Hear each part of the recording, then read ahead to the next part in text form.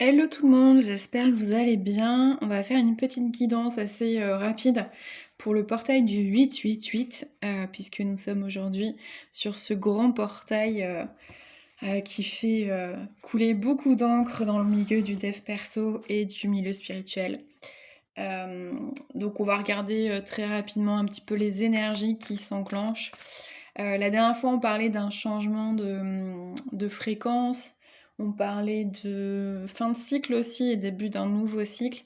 Ça s'installe doucement mais sûrement, sachant que depuis du coup la dernière lunaison, on a Mercure qui est rétrograde. Donc qui nous demande de la patience puisque vous le savez très certainement, Mercure a tendance à tout ralentir quand il est en rétrogradation, c'est-à-dire il a plusieurs phases. Il a une phase de stagnation, une phase où il est en course, où il avance, et une phase de rétrogradation, du coup, où il fait marche arrière. Et justement, ces passages-là nous invitent à nous interroger sur nous, sur nos vies, sur où on en est. Et ça nous demande surtout beaucoup de patience puisque bien souvent ça entraîne des retards administratifs, des bugs informatiques, ce genre de choses. Voilà. Mais ce n'est pas une excuse pour se tourner les pouces, bien entendu. Alors on va faire un petit point, on va voir un petit peu, on va dire météo générale, pour voir ce qui se travaille actuellement pour les personnes qui écouteront la vidéo. Et j'en profite pour remercier du coup les nouveaux abonnés, puisque la chaîne grossit doucement mais sûrement. Donc je suis très heureuse que ça puisse vous parler et que vous appréciez ce que je propose. Alors, voyons voir la météo générale, s'il vous plaît. Quelles sont les énergies qu'on traverse actuellement? Non, je vais les retirer, elles n'ont pas sauté franchement.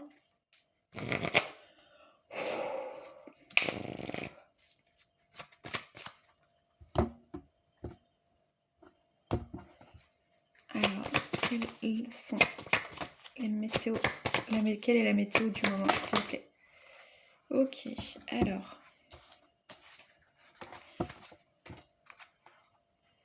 J'essaie de les remettre dans l'ordre. Hop là, donc, carte de la mutation pour commencer. Donc ça vient confirmer un petit peu ce que je vous disais la dernière fois, qu'on est sur un changement de cycle, qu'il y a des choses qui sont en train de se passer, sachant que là on est dans le signe du lion. Le lion c'est le côté rayonnement, c'est l'affirmation de soi, c'est vraiment le côté, comment dire, charisme, autant dans son côté lumineux que obscur bien sûr. Et là en plus on est donc le portail du 888 puisque nous sommes le 8 août, que 2024 fait 8. Donc on est sur sur un plan vibratoire, sur un portail, enfin on n'est même pas sur le portail, on est sur le pic du portail, puisque le portail a commencé le 26 juillet et qui va se fermer, je ne sais plus à quelle date, mais ça va pas être immédiatement. Là on est vraiment sur on va dire le pic dominant et ça va redescendre tranquillement, je pense jusqu'à la prochaine lunaison. Alors ensuite, qu'est-ce qu'on a comme carte? Hop, la carte des doutes. Ok, on va voir ce que ça donne un peu plus. La carte de l'adversaire et la carte de la porte. Alors, voyons voir. Je vais reprendre les deux du milieu qui me causent plus particulièrement. Alors, la carte du doute avec la carte de l'adversaire. Là, les deux combinés comme ça. Je vais essayer. Est-ce qu'elles vont tenir ensemble? Ouais, ça passe. Ça me fait penser un petit peu au côté auto-sabotage. Ce portail peut venir nous ébranler dans notre positionnement. J'entends dans notre capacité à nous expanser aussi. C'est un petit côté qu'est-ce que je fais pas de bien, qu'est-ce qui fait que j'arrive pas à m'expanser en fait, qu'est-ce qui fait que je bloque, qu'est-ce qui fait que je n'arrive pas à avancer, à sortir des schémas. Donc là, on est vraiment sur une mise en lumière pour justement, encore une fois, être dans le choix, un choix en conscience. Je suis désolée, j'ai un espèce de coup de barre. Un espèce de choix en conscience où vraiment on ne subit plus sa vie, on se responsabilise. Mais du coup, ça vient, c'est un peu comme l'oignon qu'on épluche, hein. On enlève une couche, il y en a encore une derrière, donc ça amène des questionnements qu'on n'avait pas forcément avant. Voilà, ça vient réveiller d'autres choses, mettre en lumière d'autres problématiques qu'on n'avait pas forcément vues. Mais finalement, tout est imbriqué.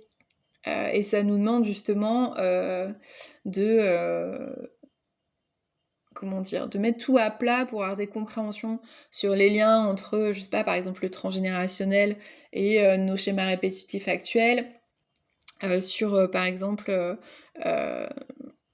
oui, de toute façon c'est beaucoup les schémas répétitifs parce qu'en plus, ce qui me vient, c'est qu'avec cette carte un petit peu de la mutation, on est sur quelque chose qui tourne en rond en fait, hein. Si on enlève le terme de mutation, le symbole là, c'est vraiment ça tourne en rond. Donc vraiment, on est toujours sur ces schémas répétitifs là qu'on essaye de dégager gentiment. De toute façon, ça prend du temps, donc il faut vraiment être patient avec soi. Et c'est ok d'avoir des doutes aussi, hein, parce que forcément, la vie vient nous emmener des épreuves qui vont venir nous tester pour voir si on est suffisamment fort dans nos convictions et dans aussi comment dire, la, le changement de fréquence, la reprogrammation qu'on a mis en place par rapport à nos schémas et nos fonctionnements. Et l'adversaire, pour moi, c'est vraiment ce côté, il y a ce côté auto-sabotage et ça peut être aussi, comment dire, revisiter ses relations passées, pour justement peut-être prendre conscience des dysfonctionnements qu'il y a pu avoir, pour justement les dépasser et essayer d'attirer autre chose, que ce soit dans le travail, que ce soit dans le sentimental, même peut-être un positionnement au niveau familial, etc. Et du coup, la dernière carte, c'était la carte de la porte, avec la carte du coup de l'ouverture. J'essaye de voir un petit peu ce qui m'appelle au niveau de la carte. Alors, on a beaucoup ce petit symbole, je sais pas, je vais essayer de rapprocher la carte. Le petit symbole ici, là, qui ressemble un petit peu à la croix d'Ankh. Et vraiment, et il y en a un petit peu partout, hein. Là, il y en a sur chaque pilier. Ça y est, c'est bon, j'ai compris pourquoi ça m'a tiré. En fait, il y en a sur chaque pilier, ce qui vient dire aussi, du coup, on nous fait travailler en fait la solidité de notre structure interne. Il y a certes une ouverture, puisqu'on a ce changement de cycle, comme on disait, mais là, c'est vraiment le côté pilier, avoir des piliers solides. La croix d'Ankh, c'est un symbole de protection, si je ne m'abuse, et c'est très rattaché à Isis aussi. Isis, c'est le féminin sacré, donc c'est vraiment très, très, très fort comme symbole. Et est-ce qu'il y a autre chose? Là, j'ai le 21 juste en haut, et si je dis pas de bêtises, je crois que le 21, c'est la dernière carte aussi des arcanes majeures du tarot. Donc on est vraiment sur le côté fin de cycle, avec une ouverture qui se crée. Là, avec cette petite bombe ici, enfin pour moi ça ressemble à une bombe, on peut être sur quelque chose qui peut être assez remuant. Donc ça, il faut juste, voilà, s'ancrer. Je vois, quand je dis ça, je vois les deux piliers de la porte là qui s'ancrent profondément. En plus, je crois que sur le plan astrologique, pour avoir lu plusieurs études astro récemment, je crois qu'il est annoncé que les prochaines semaines risquent d'être pas mal chahutantes par rapport aux positions des planètes. Et puis, on a aussi cette fin de trêve olympique qui va venir un peu bousculer le collectif et le ramener à ces heures sombres, puisqu'il y a des décisions qui devront être prises et que voilà, on ne sait pas trop ce qui nous attend de manière générale. Alors, on va regarder du coup, on va juste regarder un petit peu plus. Je suis désolée, c'est très saccadé ma façon de parler aujourd'hui. C'est assez étrange. Je sais pas si c'est l'effet du portail ou... Alors j'entends bien, c'est autre chose. C'est quoi? Dites-moi ce que c'est.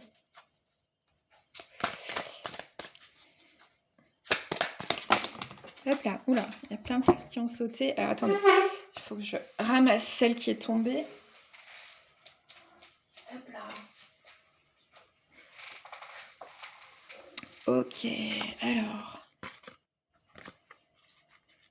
Je vais vous montrer. Alors, elles sont tombées un petit peu tout en même temps, donc on va les faire chacune dans l'ordre. On a le 2 d'épée à l'envers. On a le 5 de denier à l'envers aussi. Et par contre, on a le 2 de coupe à l'endroit. Donc ça, c'est le tarot des oppositions. Petit tarot récent que j'ai acheté. Plusieurs choses que je vois ici. Là, ce symbole-là me fait penser au caducée. La notion d'équilibre, avec en plus la notion de duo, hein, puisqu'on on a le féminin, le masculin qui partagent la coupe. Le 2 de coupe, c'est tout ce qui est partenariat, que ce soit amoureux, professionnel, ça peut être le soutien amical aussi. En gros, ce qui me vient, c'est quelle que soit la tempête que tu traverses, tu n'es pas seul. Voilà. Et il y a vraiment cette notion d'équilibre à trouver. Alors, on parle aussi de couple intérieur, dans ce que je ressens. Il y a une protection dans tous les cas, avec ce bouclier qui est présent là. Je vais regarder au niveau du livret s'il y a quelque chose de plus particulier qui ressort.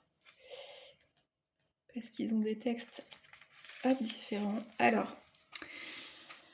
Le 2 de coupe, une nouvelle relation, une connexion profonde, une amitié sincère ou une fusion avec quelque chose ou quelqu'un de valeur commence. Dans le travail ou la famille, il y a une alliance et un renforcement de liens solides et sincères. Cette carte favorise également la paix après un conflit ou la clarification et la réconciliation de positions divergentes très éloignées. Voilà, donc ça c'est plutôt positif.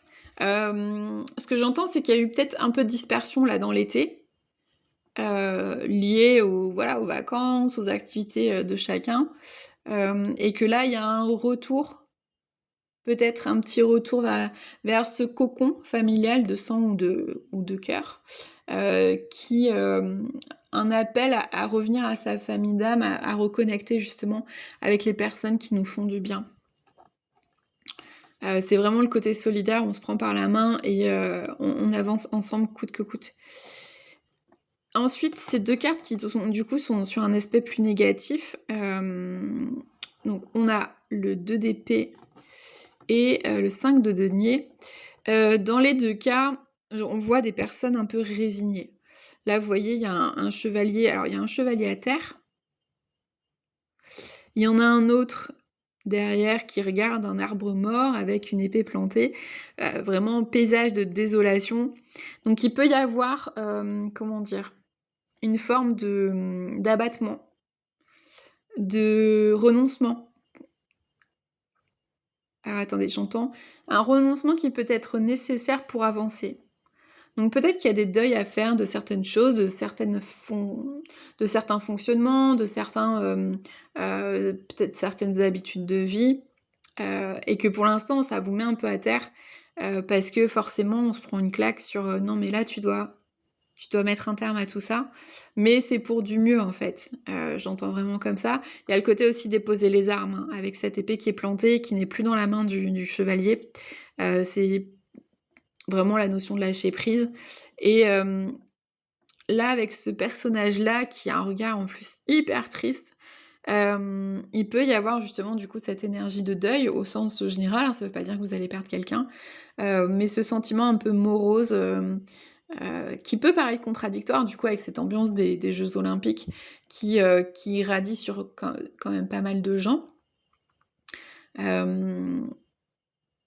Mais ah oui, ça y est. Mais voilà, il y a une précarité qui est là quand même, hein, c'est ce qui me vient.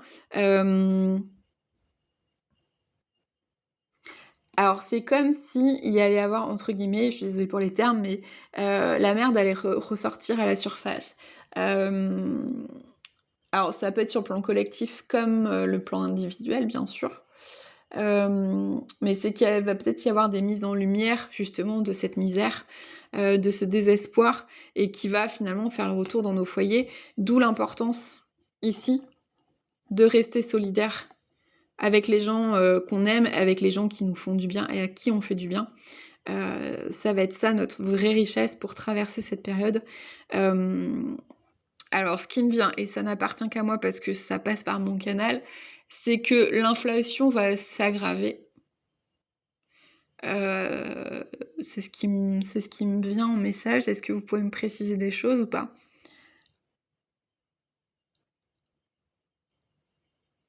Alors on me dit qu'il va y avoir une bascule à un moment donné qui va faire que le pouvoir d'achat va réaugmenter. Mais il va falloir être patient, pas avant 2025, voire 2026. Entre 2025 et 2026. De toute façon, on est sur cette période que j'ai appelée du phénix, où on est sur une période de transition. Donc ça va très certainement effectivement pas s'arranger prochainement dans les prochains mois, d'où la nécessité de garder du lien avec les gens avec qui on sait qu'on est en sécurité, avec qui on sait enfin sur qui on peut compter, etc. Parce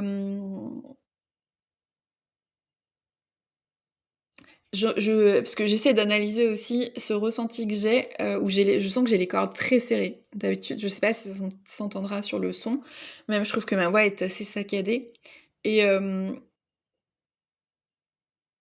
il y a vraiment quelque chose autour de la communication, autour de l'expression de soi, qui peut être amené à être travaillé actuellement.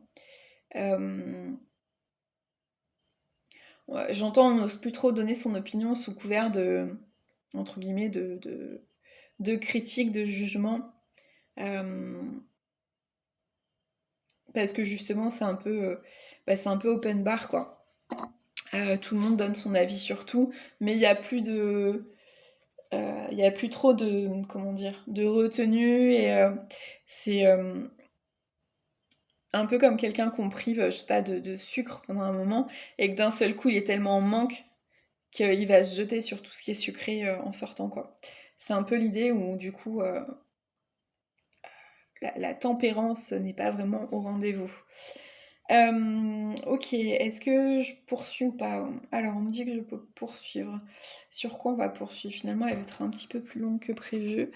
On va regarder juste les atouts. Sur quel atout on peut s'appuyer? Sur quelle chose on peut s'appuyer sur cette période? Sur quoi on peut s'appuyer sur cette période pour mieux la vivre, s'il vous plaît? Non, il y en a trop, j'en veux qu'une. Hop.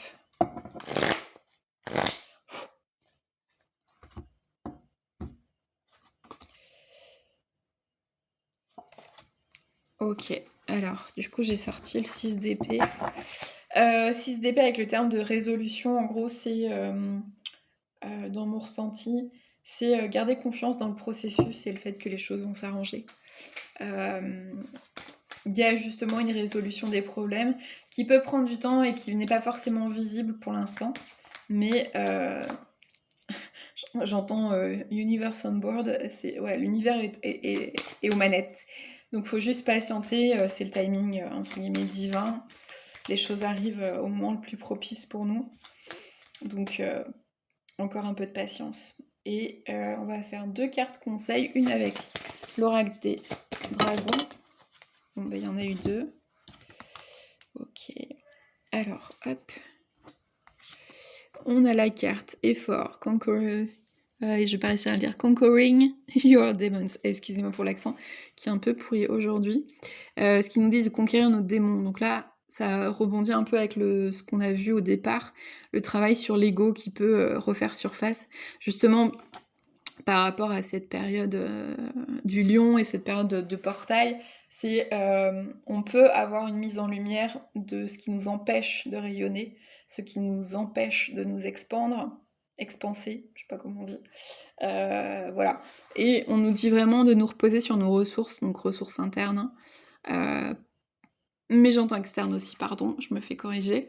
Et ça rebondit sur un podcast que j'ai entendu ce matin sur la notion de besoin, où on nous dit souvent, notamment dans ce milieu, qu'on doit être en capacité de répondre à nos besoins, mais on peut être aussi en capacité de demander à l'autre de répondre à ce besoin-là. On n'est pas obligé de répondre à nos besoins à 100% par nous-mêmes.